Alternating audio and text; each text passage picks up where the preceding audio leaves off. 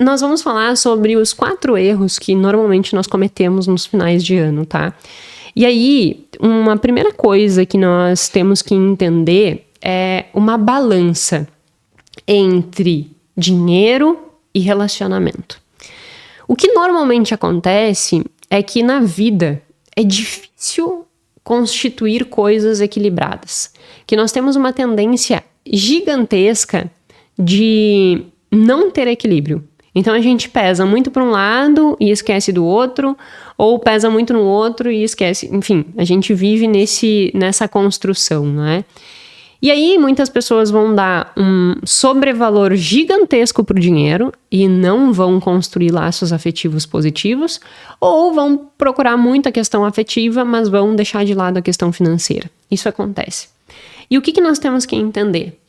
Quando nós falamos de felicidade, essas 2 variáveis, dinheiro e relacionamento, são muito importantes para que a gente tenha uma vida feliz. Como que nós podemos entender isso? Tem um estudo muito interessante que ele foi desenvolvido e ele tem uma duração de 7 anos de acompanhamento de dados, ou seja, a gente consegue perceber, né, aí a questão longitudinal que realmente nós tivemos um acompanhamento desses resultados. Então isso demonstra que existe ali um entendimento efetivo e real de como que as coisas funcionam, porque não foi o que a gente chama de um corte, né? Não foi uma coleta de um questionário em um dado momento. Foi um estudo longitudinal. E isso faz muita diferença do ponto de vista de entendimento de comportamento. E o que eles pesquisaram? Bom, todos nós já sabemos que dinheiro, sim, é uma das variáveis que influencia a felicidade. Como eu sempre menciono, felicidade é um aspecto multifatorial. O que significa isso? Não é um único aspecto que vai fazer com que tu te torne feliz. Tu precisa de vários fatores para que você construa uma vida feliz. E dos fatores que fazem com que nós tenhamos uma vida feliz, é indiscutível que dinheiro é um deles e laços afetivos fortes é outro. E aí esse estudo ele avalia exatamente isso, essa relação entre dinheiro e felicidade e como que a interação entre laços afetivos fortes vai modular esta relação entre dinheiro e felicidade. Em outras palavras, o que quer dizer? Será que ter laços afetivos fortes me torna uma pessoa que lida melhor com dinheiro? Ou que lida melhor com desafios com o meu dinheiro? E se eu tenho laços afetivos fracos, o que isso vai desencadear? E aí eles fizeram, né, este acompanhamento, pegaram esses dados de acompanhamento de 7 anos. Então qual foi o resultado que eles trouxeram no artigo? O resultado é justamente esse, assim.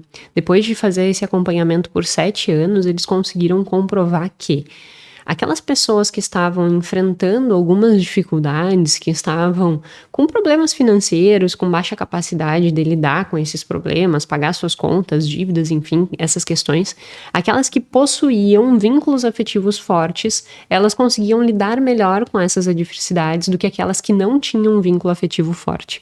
Só que olha que interessante, teve um outro grupo que não tinha vínculo afetivo forte, só que tinha uma condição financeira muito boa.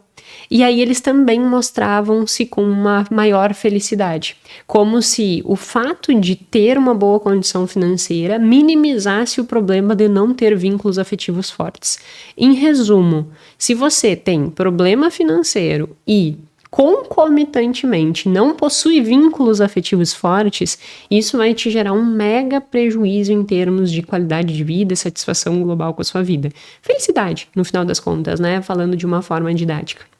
Agora, quando você tem problema financeiro e vínculo afetivo forte, o vínculo afetivo forte serve como amortecedor do problema financeiro.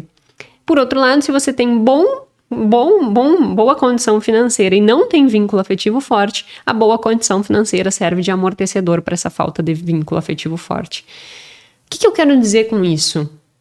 Que para que realmente a gente tenha uma vida muito boa, para que a gente realmente construa um 2025 diferente, que nós tenhamos esses dois amortecedores atuando juntos, que nós possamos ter uma preocupação muito grande com o nosso dinheiro, um cuidado com o nosso dinheiro, mas que também nós possamos ter um cuidado muito grande com aquelas pessoas que importam para nós, que nós realmente consigamos construir vínculos afetivos fortes. Porque se nós tivermos essas duas coisas, imagina o quão feliz não seremos. Então, estabelecer esses dois pilares na nossa vida, sem dúvida nenhuma, vai fazer com que você tenha uma vida melhor.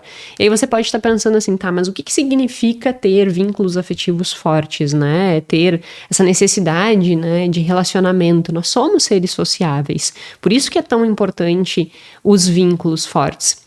E o que eles sugerem é que um vínculo afetivo forte, ele precisa ter uma boa interação. O que eu brinco sempre, tempo de qualidade. Então não é a frequência muitas vezes, né? Mas o quanto tu tem interações de qualidade com aquela pessoa.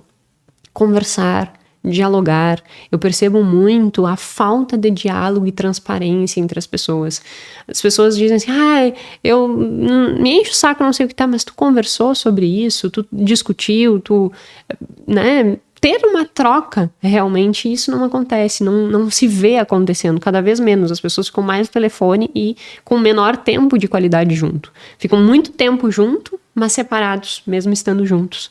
Então, que em 2025 nós possamos nutrir esses tempos de qualidade. Eu sempre coloco lá no Instagram a fotinha, né, do nosso café da manhã, do tempo de qualidade. E é isso é importante que seja alimentado. Então, além desta interação, que existe essa interação, eles também destacam estabilidade da relação. Então, pelo longo tempo, tu ter aquela confiança de que se algo acontecer, eu tenho com quem contar.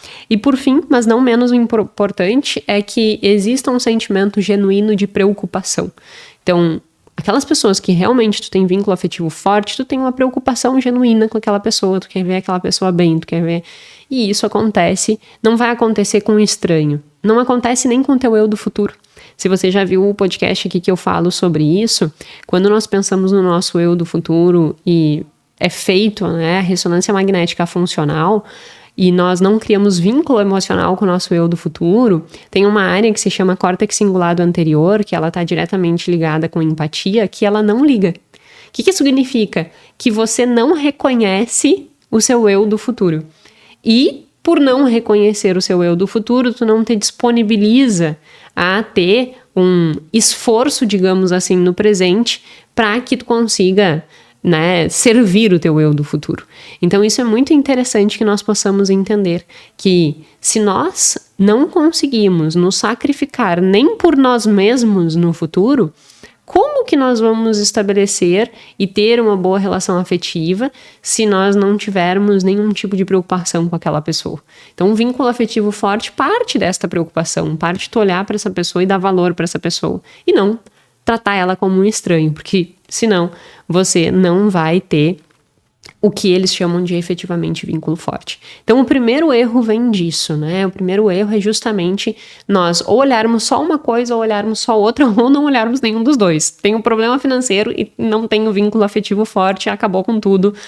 Tua tendência de não ser uma pessoa feliz é muito grande. Nutra esses dois pilares na tua vida em 2025, que isso sem dúvida vai fazer um ano diferente.